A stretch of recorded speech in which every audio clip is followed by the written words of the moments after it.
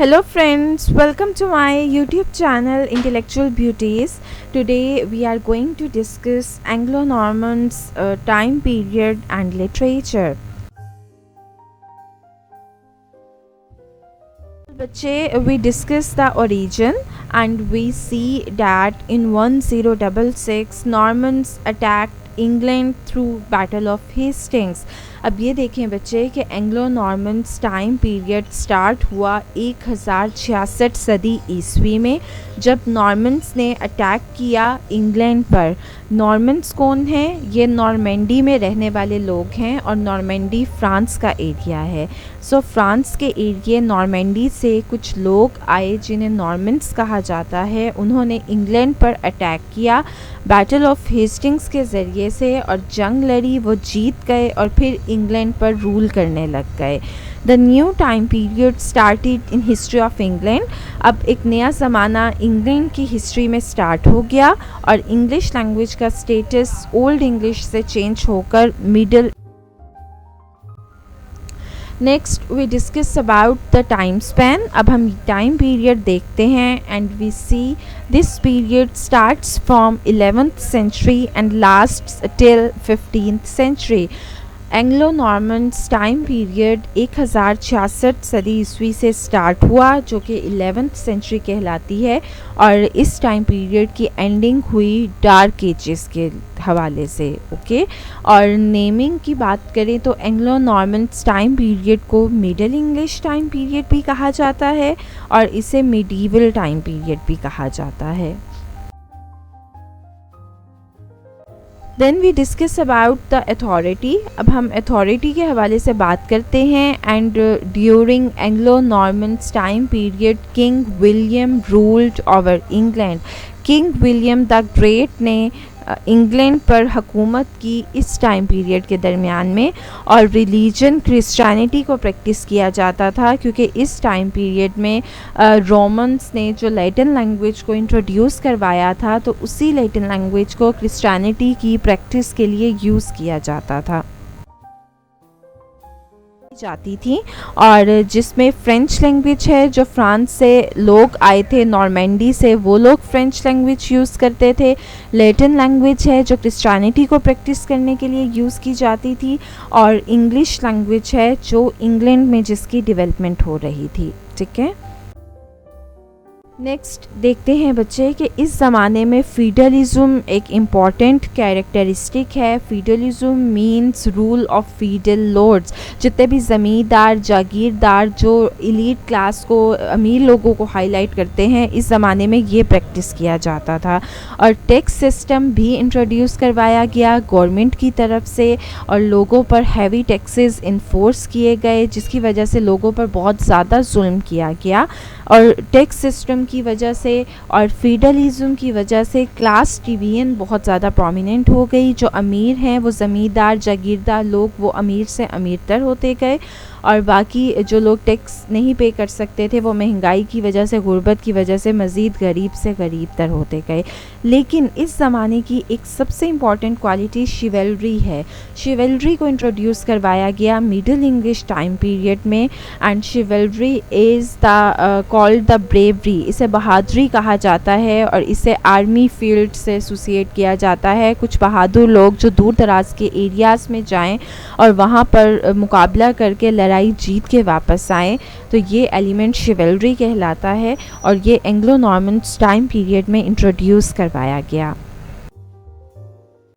Next हम genres, literary types के हवाले से बात करेंगे। और एंग्लो नॉर्मन्स टाइम पीरियड में हम ये देखते हैं कि poetry as romance became the famous genre. इस ज़माने में जो एंग्लो नॉर्मन लिटरेचर लिखा गया, उसमें पोइट्री सबसे इम्पॉर्टेंट जॉनरा है, और पोइट्री को रिप्रेजेंट किया गया रोमांस के तौर पर, जिसमें फीलिंग्स की, पैशंस, इमोशंस के हवाले से सबसे ज़्यादा बात की गई थी। और बच्चे, जो पोइट्री है उसे 3 ग्रुप्स में डिवाइड किया गया। ग्रुप 1 है, उसमें फ्रेंच इफ़ेक्ट शो किया गया और इसकी एग्जांपल ला चैंसन डी रोलैंड दी गई है। ग्रुप 2 में रोमन इफ़ेक्ट था, ये रोम के हवाले से पोइट्री की गई, जिसे इंग्लिश लैंग्वेज में ट्रांसलेट किया गया। और इसकी एग्जाम्पल ट्रोजन वॉर है। और group 3 is the Britain effect और इसकी एग्जाम्पल ग्वेन साइकिल मेंशन की गई है। नेक्स्ट बच्चे हम ये देखते हैं characteristics of Anglo Normans literature में इस ज़माने में 3 टाइप्स ऑफ प्लेज सबसे ज़्यादा प्रोमिनेंट हुए थे। The very first are the mystery plays. अब मिस्ट्री प्लेज इस ज़माने में बहुत ज़्यादा प्रोमिनेंट हुए और ये मिस्ट्री प्लेज क्या हैं? They were stories taken from the Bible, they were form of religious plays. ये एक तरह के मजहबी प्लेज थे जो करके दिखाए जाते थे लोगों को मज़हब से करीब करने के लिए। Second one is the miracle play and they were about the life और actions of a saint, usually about the actions that made the person a saint. Miracle मोज़े को कहा जाता है और इस तरह के जो प्लेस लिखे गए उसमें एक इंसान की अच्छी क्वालिटीज़ की बात की गई जिसकी बेस पर उसे सोफ़ी या सोफिया का टाइटल दिया गया, ठीक है। और third one are the morality plays. They were designed to teach people a lesson to live their life according to the rules of church. Morality plays में का बेसिकली मकसद लोगों को मोरालिटी सिखाना था, what is right, what is wrong, what should we do, what should we not do. अच्छे और बुरे का फ़र्क सिखाना इस तरह के प्लेस का बेसिक मकसद था, ठीक है। उसके बाद बच्चे लिटरेरी टर्म्स देख लेते हैं जो एंग्लो नॉर्मन्स लिटरेचर में बहुत ज़्यादा प्रोमिनेंट हुई थी and we see that romance is the most important literary term. Romance जिसे पोइट्री की फॉर्म कहा जाता है इस पर सबसे ज़्यादा काम किया गया और ये ऐसी पोइट्री थी जो शिवल्रिक एक्ट्स ऑफ नोबल पर्सन से डील करती थी, लोगों के बहादुरी के कारनामे बताती है और इसमें फेरी टेल्स होती हैं, डिफरेंट टाइप्स ऑफ स्टोरीज़ होती हैं जिसमें नाइट का कैरेक्टर इंट्रोड्यूस करवाया जाता है जो बहुत दूर दराज के एरियाज़ में जाता है, लोगों से फ़ाइट करता है और फिर एक फेयर लेडी को भी इंट्रोड्यूस करवा दिया जाता है। रोमांस का एलिमेंट होता है basically to focus on the feelings, passions, emotions and chivalric acts होगा। इंसान इतना मजबूत हो कि वो कुछ कर सके, अपनी बहादुरी को शो कर सके, रोमांस का एलिमेंट ये हाईलाइट करता है। और इसकी एग्जांपल कैंटरबरी टेल्स है जिसमें नाइट का कैरेक्टर इंट्रोड्यूस करवाया गया और उसकी स्टोरी भी बताई गई है।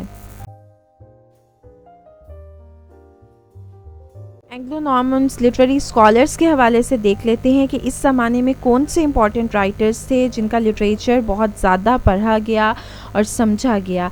Geoffrey Chaucer is the most important writer of this age, he is known as the father of English poetry.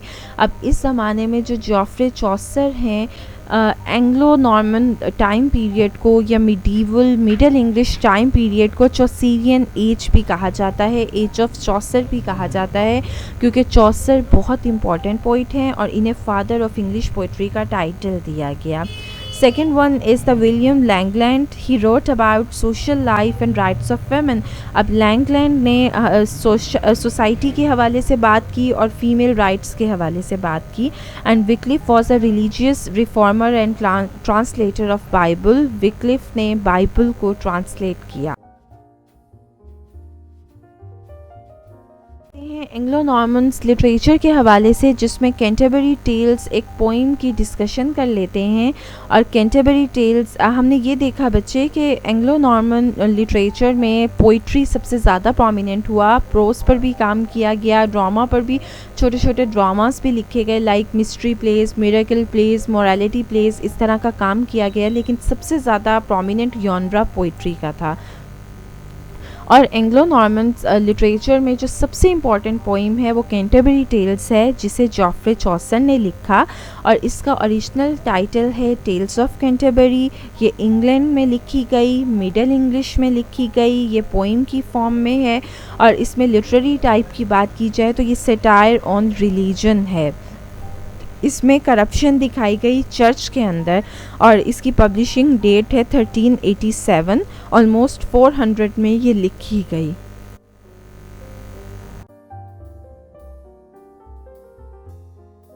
Canterbury tales का ब्रीफ इंट्रोडक्शन देख लेते हैं। The poem Canterbury tales is a collection of 24 stories 17,000 lines written in between 1387 and 1400।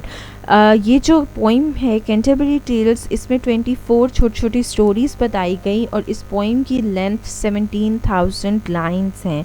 और ये poem और जिसमें tales बताई गई हैं, ये एक स्टोरी टेलिंग कॉन्टेस्ट अरेंज करवाया गया पिलग्रिम्स की तरफ से, ज़ायरीन की तरफ से, जो सब इकट्ठे होकर लंदन से कैंटरबरी जा रहे थे सर थॉमस बेकेट के श्राइन को विज़िट करने के लिए। तो रास्ते में पिलग्रिम्स जा रहे हैं और वो इस चर्च में मौजूद लोगों की डिस्कशन कर रहे हैं, जिस पर ये 24 स्टोरीज़ लिखी गई जो डिफरेंट कैरेक्टर्स कैथेड्रल चर्च में मौजूद थे उन पर। और फिर ये पोइम कंपोज की गई जॉफ्रे चौसर की तरफ से to highlight corruption in church.